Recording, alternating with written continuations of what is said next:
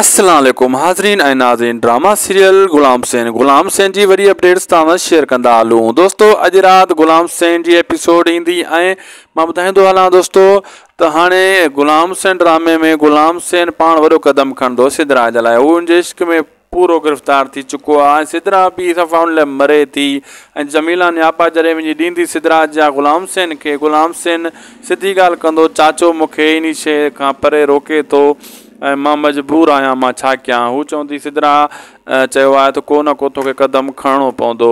पोइ हीअ कोशिशि कंदा त भॼी करे जेको निकाह कयूं। गुलाम सैन चवंदो ठीकु आहे, मां सोचां इन जे बारे में। ऐं होॾो सोडल पाण जा ॾिठो तव्हां त बाहि ॿारियूं वेठो, सोडल पाण बि हथी को। अहिड़े हिसाब सां ड्रामो हाणे एंड जी तरफ़ वञी रहियो आहे। हीअ टे स्पेल में ख़तमु थी वेंदो। अॼु राति ड्रामो उहो गुलाम सैन अचिणो आहे। जे अॼु राति न आयो त पोइ तव्हां सम्झो सुबुह ताईं इंतज़ारु कजो, सुबुह राति ताईं। अगरि नथो अचे त पोइ सम्झो ड्रामो बंदि थी वियो। लेकिन अॼु या सुबुह राति ताईं हिन जी एपिसोड 51 पोइ वरी जेका 52 आहे उहा बि ज़ाहिर थींदी।